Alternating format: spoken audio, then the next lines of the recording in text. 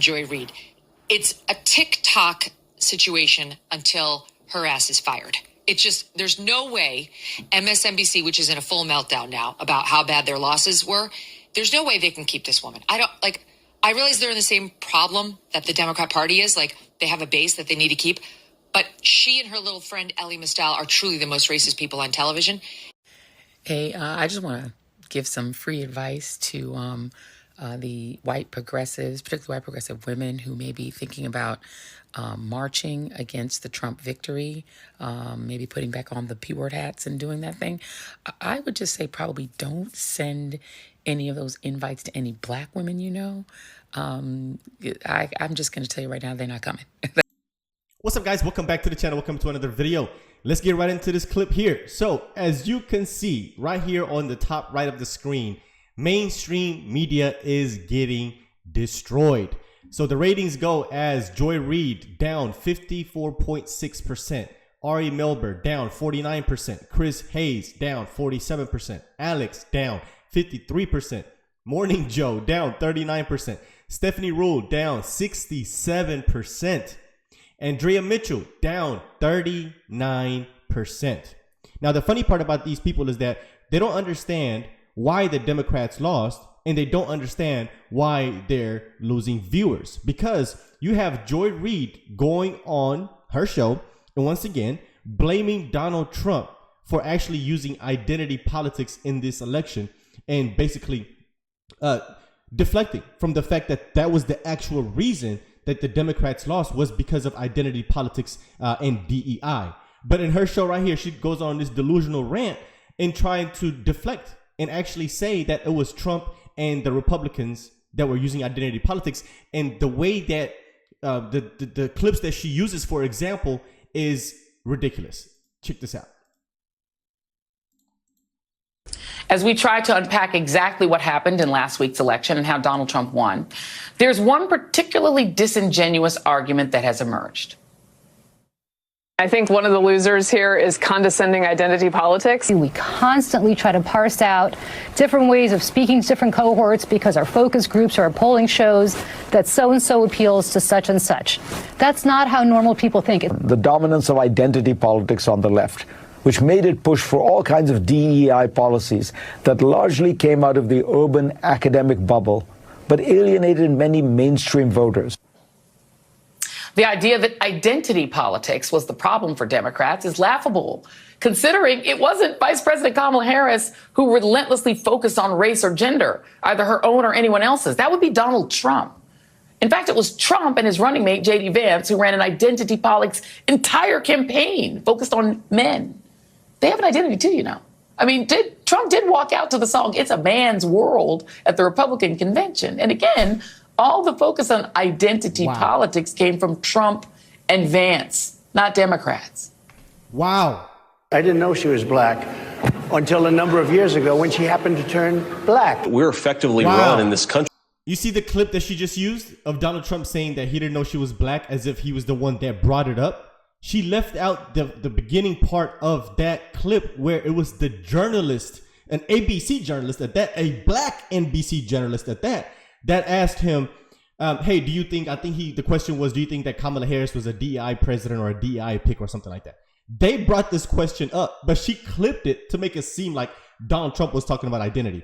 This woman is delusional. But check this out. Via the Democrats, via our corporate oligarchs, by a bunch of childless cat ladies. In Springfield, they're eating the dogs, the people that came in, they're eating the cats. We're talking a lot about Venezuela because Aurora is really infected by Venezuela, but they're coming from all countries. So that's identity politics to Joy Reid. And she's going to use this comedian's joke about Puerto Rico also as an example of identity politics. How does this woman still have a freaking job? Literally a floating island of garbage in the middle of the ocean right now. Yeah, I think it's called Puerto Rico. We will get critical race theory and transgender insanity the hell out of our schools. Kamala is for they, them. President Trump is for you. Wow. Wow, wow, wow. No, it doesn't stop there. This woman is so delusional that she went on this hypocritical rant on her TikTok using identity politics, because she goes out and basically shames white women, white people, for not voting for Kamala Harris. And she's basically saying that black women moving forward are going to opt out of helping and being part of any other coalition. Check this nonsense out. Hey, I just want to give some free advice to the white progressives, particularly white progressive women who may be thinking about marching against the Trump victory, maybe putting back on the P-word hats and doing that thing. I would just say probably don't send any of those invites to any black women you know. I'm just going to tell you right now, they're not coming. I'm pretty sure black women have resigned from the Save America Coalition, Save Democracy Coalition, and definitely the Save the Democratic Party Coalition. Well, I mean, as they should, right? I'm not even going to be mad at that, because if I was lied to and basically told by the Democratic Party that my vote is going to get them elected and is going to save democracy, and they go out there and vote at a 90% rate for Kamala Harris and she still loses, it just basically shows how insignificant that vote was. They could have went out at 100% for Kamala Harris and she still would have lost. So the Democrats lied and gaslit them into thinking that they're the most powerful group of people that's going to save this democracy. And they go out there and actually do what the Democrats tell them to do, and also lie about poll numbers and the projections of how Kamala Harris was going to win. And then you end up doing what the Democrats expected you to do, and you still lose. Hey, I would be mad too. I would be mad too. I would be mad too. But this just proves how insignificant that group is. The coalition they got right there, 90%, and it didn't make a difference whatsoever. That is tragic. But it also proves that they're the group of people that are the most brainwashed. You're the only group of people that voted at a 90% for one candidate. The only group of people that did that. So that just shows that almost 90% of y'all have been brainwashed and lied to by the Democrats. And it is sad to witness. It's absolutely sad to witness. And glorious to see Joy Reid crying about this, because she absolutely deserves this. So I don't feel bad for her at all. I think that's probably not happening. I would just keep those invites maybe among your own friends, because I don't think they're coming.